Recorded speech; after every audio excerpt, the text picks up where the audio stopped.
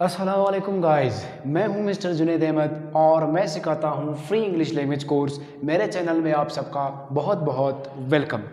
Free English language course का आज हमारे पास लेक्चर नंबर 17 है, यानी कि 17। इससे पहले हमारी 16 लेक्चर्स हो चुकी है। अगर आपने नहीं देखा तो लिंक डिस्क्रिप्शन में है, आप जाके देख सकते हैं। लेक्चर नंबर 17 में बढ़ने से पहले मैं आपको बताता चलूं कि हमारे पास जो 12 टेंसेस है उसके हमने चेक कर लिए हैं, यानी हम कर चुके हैं, यानी कि मैं पढ़ा चुका हूं, आप सीख चुके हैं। तो मैं ये जो अल्फाज इस्तेमाल कर रहा हूँ है कि चुका है, चुके हैं, तो इनको आज हमने पढ़ना है कि ये ज़मानों में कैसे इस्तेमाल होते हैं। चले बढ़ते हैं अपनी आज की लेक्चर की तरफ। लेक्चर है हमारा टेंसेस, यानी कि हम पढ़ा रहे हैं टेंसेस। तो टेंसेस में हमारे पास आज कौन सा है? आज हमारे पास टेंसेस में present perfect tense, present perfect tense हमारे पास प्रेजेंट परफेक्ट टेंस आज के लिए है। कल के लिए हमारे पास था फ्यूचर कंटिन्यूअस टेंस, उससे पहले हमारे पास था पास्ट कंटिन्यूअस टेंस, उससे पहले हमारे पास था प्रेजेंट कंटिन्यूअस टेंस। यानी कि हमारे पास ये नाम तो सेम है, ये टेंस भी सेम है, बस दरमियान की जो है वो अलग अलग होती जा रही है। तो उसे सीखने के लिए हम आज बढ़ रहे हैं अपने परफेक्ट टेंस की तरफ। अगर आपने मेरा चैनल सब्सक्राइब नहीं किया तो आप सब्सक्राइब कर ले, बेल आइकन दबा दे ताकि मेरी हर वीडियो आप तक पहुंच सके वक्त पे। बढ़ते हैं अपनी आज की लेक्चर की तरफ। तो हमारा आज का लेक्चर है प्रेजेंट परफेक्ट टेंस। उसका डेफिनेशन क्या है? उसका डेफिनेशन कुछ यूँ है, कुछ इस तरह है। This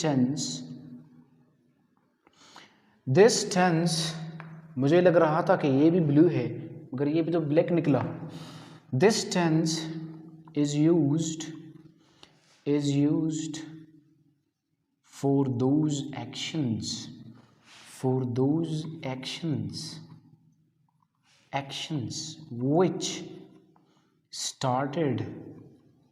which started in past। आज थोड़ी सी इंग्लिश जो अंग्रेजी सीखनी है, लहजा भी थोड़ा सा उसकी तरफ करो ना, कि अंग्रेज बात कर रहे हैं। In past and finished recent present। This tense is used for those actions which started in past and finished recent present। यानी कि ये वो ज़माना है, यानी ज़माने को तो छोड़ दो, सबसे पहले ज़माना है हमारे पास परफेक्ट टेंस।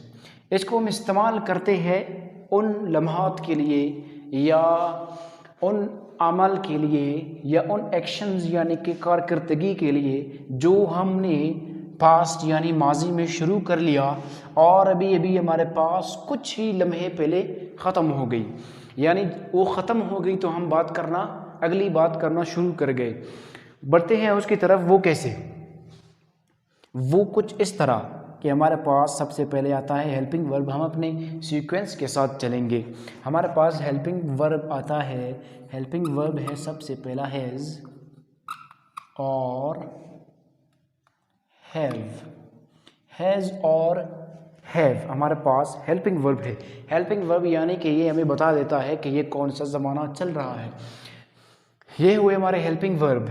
हम बढ़ते हैं अपने सिंपल फार्मूला की तरफ, यानी कि जब तक हमने फार्मूला और पहला सिंपल सेंटेंस नहीं देखा हमें कुछ समझ नहीं आएगा, तो इसीलिए हम जल्दी जल्दी अपने सेंटेंस तक पहुंच जाते हैं, फिर देख लेते हैं कि ये क्या कहना चाह रहा है। बढ़ते हैं अपने सिंपल फार्मूला की तरफ। सिंपल फार्मूला हमारे पास क्या है? सबसे पहले हमारे पास वही सबसे पुराना जो स्टाइल है वो है सब्जेक्ट, यानी कि the doer of action. Subject हमारे पास आया। सब्जेक्ट हमारे पास क्या है वो तो आप लोग जानते ही होंगे सब्जेक्ट हमारे पास क्या है। चले बढ़ते हैं हम आगे। हेल्पिंग वर्ब यानी कि हैज़ और हैव। फिर चलते हैं हम अपने आज की जो सबसे नई चीज़ है, वो नई चीज़ क्या है वो हम देख लेते हैं यहाँ पे। Third form of the verb, यानी कि हमारे पास first form, second form, ING form हो गए, हमारे पास third form of the verb है, यानी कि एक वर्ब है गो। गो का जो तीसरा लम्हा है यानी तीसरा फॉर्म है वो क्या है, गो, वेंट, गॉन, यानी कि हम तीसरा लगा देते हैं। देखते हैं इसमें आगे, हमारे पास है ऑब्जेक्ट, फिर हमारे पास है फुल स्टॉप। हमारे पास सबसे पहले आता है हमेशा की तरह सब्जेक्ट, फिर हेल्पिंग वर्ब, फिर third form of the verb, फिर ऑब्जेक्ट यानी फॉर्मूला। हमारे पास कुछ इस तरह होता है। फॉर्मूला का मतलब होता है कि तरतीब, हम किस तरतीब से यहाँ जुमला बना सकते हैं। तो ये हुआ हमारा सिंपल फॉर्मूला। हम अपनी सिंपल सेंटेंस की तरफ बढ़ते हैं। हमारा सिंपल सेंटेंस कैसे बनता है, वी हैव, चले हैव को तो छोड़ दे, पहले हैज़ की तरफ बढ़ते हैं। अच्छा हुआ याद आ गया, जैसे हमारे पास सारी टेंसेस में होती थी कि एक जो हेल्पिंग वर्ब है वो अलग इस्तेमाल होता था, दूसरा जो हेल्पिंग वर्ब है वो अलग इस्तेमाल होता था, एक्सेप्ट फ्यूचर। फ्यूचर में सिर्फ विल, शैल सबके साथ इस्तेमाल होता है। यहाँ हमारे पास अलग अलग सीक्वेंस है। तो हैज़ हमारे पास कहाँ इस्तेमाल होता है, हैज़ हमारे पास इस्तेमाल होता है ही, शी और इट के साथ। इट का तो हमने कुछ भी नहीं पढ़ा, यानी कि इट कहाँ इस्तेमाल होता है, कैसे इस्तेमाल होता है, क्यों इस्तेमाल होता है, तो उसको जाने देते हैं, क्योंकि इट के ऊपर एक लंबी सी तकरीर है, वो हम आपको बताते चलेंगे। बढ़ते हैं अपने ही यानी मर्द और शी यानी औरत की तरफ, जो कि काफ़ी ज़्यादा अट्रैक्टिव है मर्दों के लिए। बढ़ते हैं इसकी तरफ। तो ही और शी में हमारे पास लगते हैं हैज़, यानी कि हमारा जो पहला हेल्पिंग वर्ब है वो हमारे पास लगता है। और उसके बाद हमारे पास क्या लगता है, ये हमारा third form of the verb है। तो यानी कि हम third form of the verb लगाएंगे। Third form of the verb क्या लगाएंगे, देखते हैं उसको। हमारे पास पहले first form of the verb है play. First form of the verb play आ गया हमारे पास। प्ले में हम कल क्या लगा रहे थे, यानी कंटिन्यूस टेंसेस में आईएनजी लगा रहे थे। तो यहाँ हमारे पास प्ले है, तो हम इसके साथ एक और इजाफा कर देंगे, वो होगा हमारे पास प्लेड। प्लेड होगा, ये फॉर्म ऑफ द वर्ब्स है। इसके लिए मैं एक और लेक्चर बनाऊंगा, वो लेक्चर होगा हमारा कल। सबसे पहले बढ़ते हैं हम इसकी तरफ, यानी ये हमारे पास हो गया प्लेड, प्लेड हो गया। फिर हमारे पास है ऑब्जेक्ट, फुटबॉल, फिर हमारे पास फुल स्टॉप है। ही हैज़ प्लेड फुटबॉल, यानी कि वो फुटबॉल खेल चुका है। फिर हम बढ़ते हैं इसकी तरफ, शी हैज़, लड़कियों बेचारों का काम तो सिर्फ पकाना ही है, तो हम पकाने में ही लगा देते हैं उनको। She has cooked biryani, biryani को तो छोड़ दो, राइस ही लिख दो, इंग्लिश है तो इंग्लिश ही कर दो। She has cooked rice, she has cooked rice, यानी कि उसने राइस चावल बना ली। तो ये है हमारे पास सिंपल सेंटेंस, यानी कि एक और चीज़ इसमें इजाफा कर देते हैं। यहाँ पे इसके खुद के एक चीज़ है, वो क्या है हमारे पास, वो हमारे पास कुछ ये है कि हम लिखते हैं नोट। एक नोट है इसके लिए छोटा सा, जो कि घर बैठे बैठे बना लिया गया। Note, this tense is used for experiences.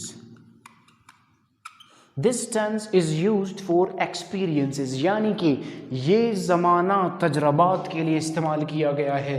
ये ज़माना किस लिए इस्तेमाल किया गया है, तजरबात के लिए इस्तेमाल किया गया है। तजरबा कैसे, यानी कि आप जाते हैं फुटबॉल सिलेक्शन के लिए। फुटबॉल सिलेक्शन में आपसे पूछा जाता है कि आप कभी खेले हो, या किसी आपके दोस्त से पूछा जाता है कि क्या कभी ये फुटबॉल खेला है, तो वो क्या बता देता है, yes he has played football, यानी कि हाँ वो फुटबॉल खेल चुका है। यानी इसमें एक तजर्बे की बात भी आती है कि वो फुटबॉल खेल चुका है।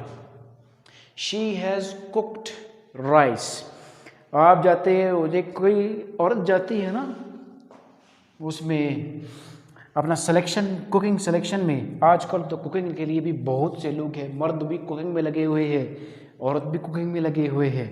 मर्द तो सारे होटल में तो मर दी जाते हैं। तो औरत के लिए क्या इस्तेमाल होता है कि वो पूछती है कि क्या इसने कभी ये राइस पकाई है या इसने कभी बिरयानी पकाई है।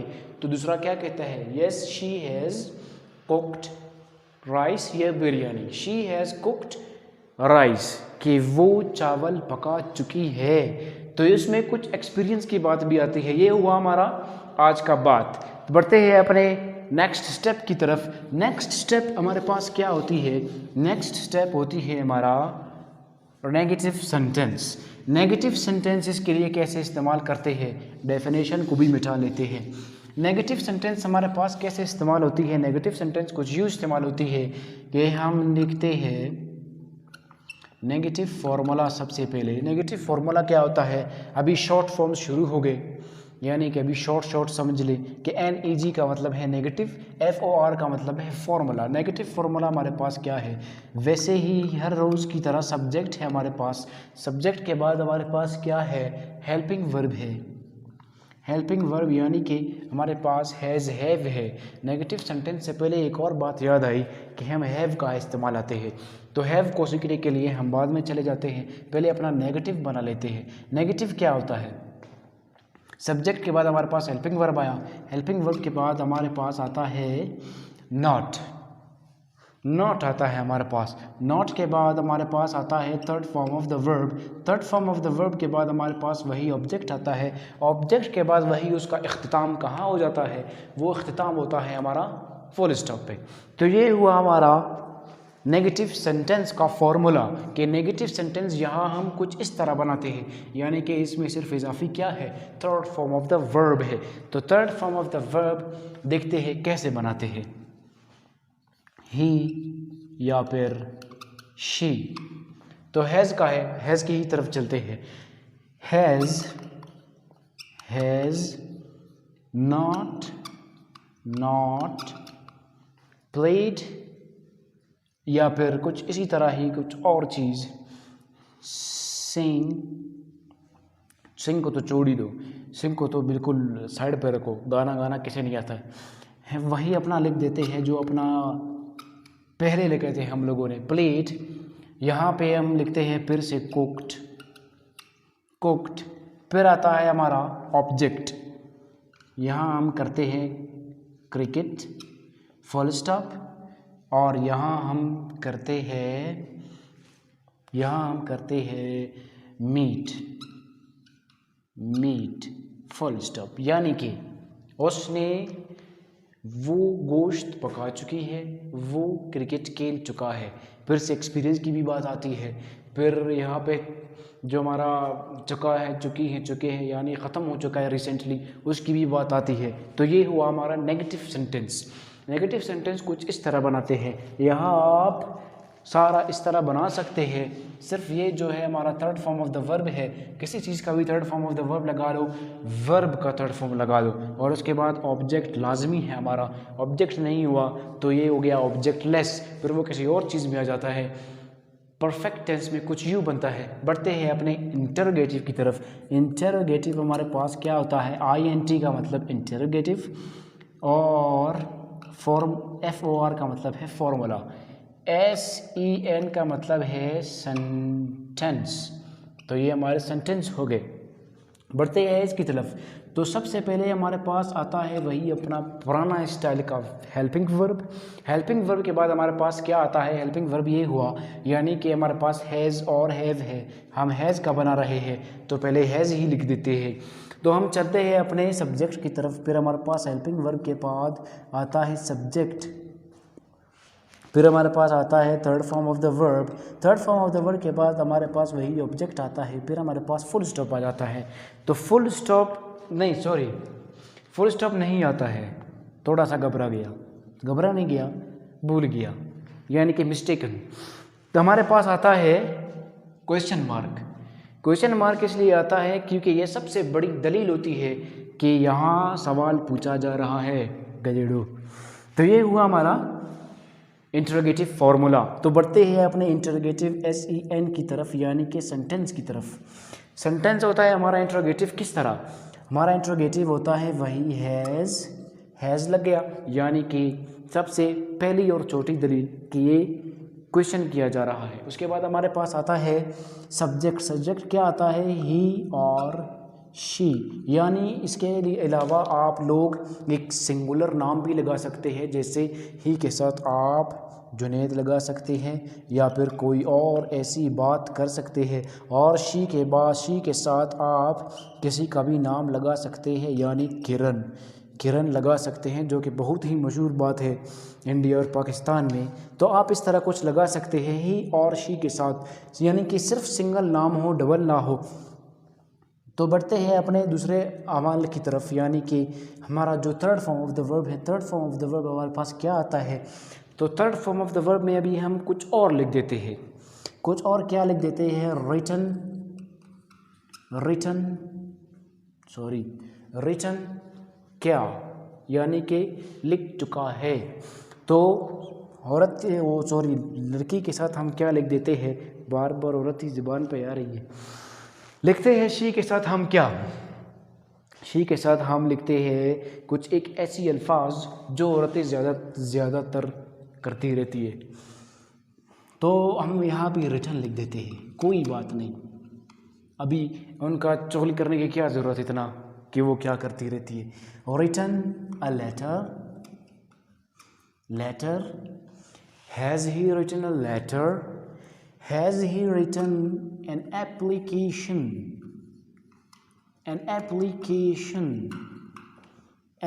एप्लीकेशन, तो यहाँ हमारे पास आया कि has he written a letter और has she written an application. अब आप लोगों के सबसे जहन में ख्याल आता होगा कि यहाँ पे आ लिख दिया और यहाँ पे एन लिख दिया, तो इसको पढ़ने के लिए है आपको इंतज़ार करना होगा।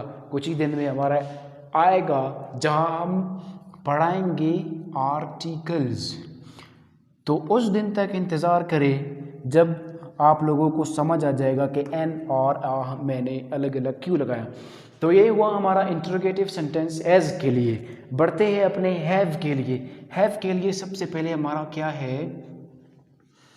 हैव के लिए हम कहाँ इस्तेमाल करते हैं? यानी आई अपने साथ भी हैव इस्तेमाल करते हैं, और दे के साथ भी हम हैव इस्तेमाल करते हैं, यू के साथ भी हम हैव इस्तेमाल करते हैं, और वी के साथ भी हम हैव ही इस्तेमाल करते हैं। तो हैव को इस्तेमाल करने के लिए हमें थोड़ा सा इंतज़ार तो नहीं करना चाहिए, सीखना ही चाहिए। तो हैव कैसे इस्तेमाल करते हैं? हैव का सिंपल क्या होता है? बढ़ते हैं उसकी तरफ। फॉर्मूला हमारे पास यही है, सब्जेक्ट, हेल्पिंग वर्ब, वो वगैरह वगैरह वगैरह वही है। तो हम बढ़ते हैं कि हम कैसे इस्तेमाल करते हैं। ये हमारा हुआ कि हम इस्तेमाल कहाँ करते हैं। आई, वी, यू, दे, यानी कि ये हुए मेरे सब्जेक्ट्स। तो बढ़ते हैं अपने हेल्पिंग वर्ब की तरफ। हैव